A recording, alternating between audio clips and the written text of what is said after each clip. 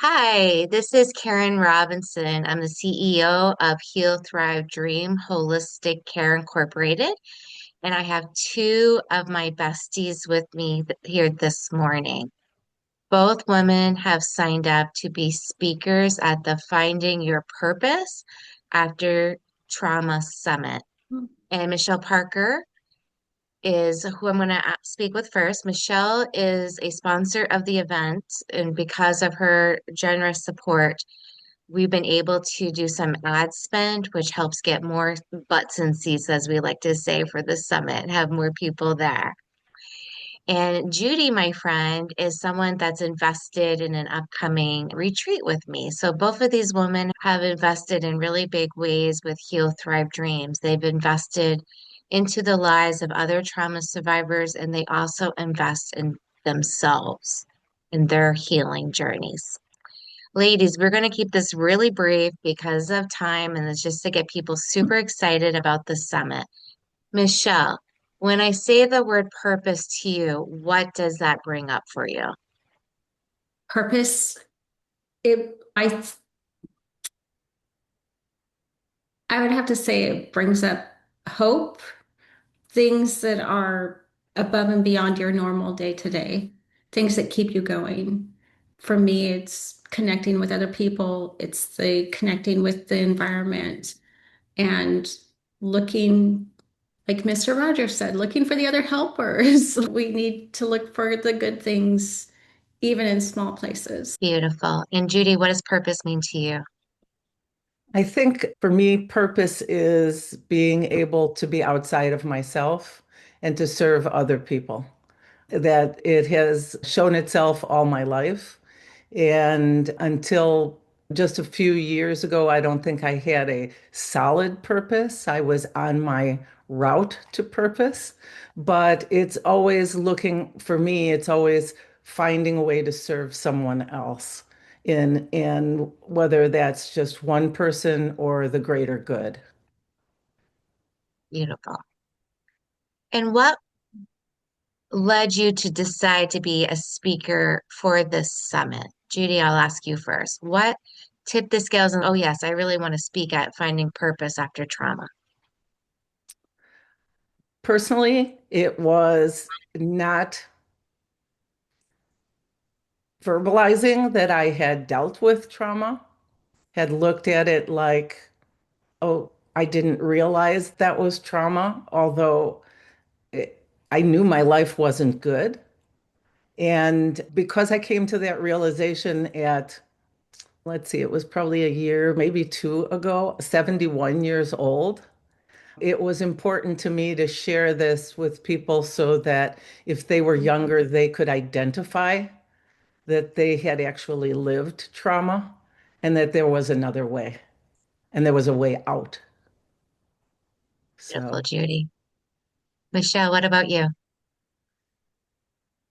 I think because of the people I've worked with for the last 15 years in the military or in other careers where they thought that was their purpose and they experienced trauma at work and then they were lost. So finding your true purpose after those kind of things, when I was meant to go into this field, but it didn't work out so well. I think that's one of the things that really spoke to me because I work with a lot of people who struggle to re-identify their purpose. Maybe their original purpose was to go in the military, not that trauma was anticipated or needed, but how do you pick up after there? And to me, that's great way. A great topic. I could spend all day talking about that. Sometimes Right. I do. But where do you go after the moral injury has occurred? Where do you go from there? Where do you find your purpose? Yes. And I think it's an excellent point about our military population when they face separation, retirement, what's next. And those of us who just get older and maybe thinking about second or third career choices, what does this mean? Now, I'm thinking it doesn't escape me, and I hope this is okay to say because cultural diversity is very important to me. And I think when we talk about our oppressed communities, our minorities, finding purpose is even more essential. So it doesn't escape me that, Judy, that you are of Jewish descent, and Michelle, that you have indigenous blood in your background, and prominently so. I can't remember. I think your grandmother, if I think I remember that. Could you talk about purpose from cultural context, like from your own cultural context, not for everybody's, of course? And if you could do that in 30 seconds or less, that'd be great. What's your wisdom on that question in 30 seconds? Michelle, you first. As a Native American or an American Indian, because I choose that term because our Okay. treaty rights are still in dispute. There are times when I feel like some of my purpose is not just what I'm doing today, but how I am walking on the earth to honor the ancestors who came before me, being part of being able to pass for white and have the education and the ability to speak to other really has, I think, helped in some areas to bring information about Indigenous people that otherwise I don't think would have been really accepted. So that's Thank part you of, for that. yeah. Yeah, thank you for that. And Judy, I know it's a complex question for a few seconds of your time, but give it your best go. In pondering it for a few minutes there, I was thinking that one of the things is that from a transgenerational point of view, I think that some of the trauma that we carry has been from what happened to the Jewish people over the years.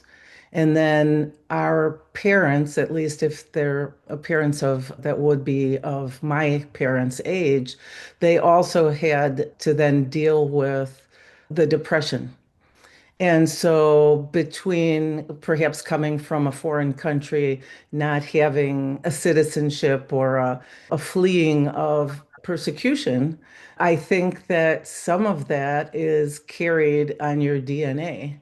And so, that by sharing what I've gone through, perhaps other people who are, I don't know, women in particular, might relate to it and see how they can take their trauma and turn it around to be something more positive for themselves and for others. Okay, I can't even express enough how honored I am to host two of you for the Finding Purpose After Trauma Summit. Both of you are brilliant, beautiful, compassionate women and speakers. The event is going to be amazing. There's other speakers that are bringing a ton of value. Please see the comment section for the link to the summit and please register. We really want as many people as possible to come learn from the brilliant and compassionate speakers that we have. Thank you to you both for being here with me. Thank you, Thank you. Karen.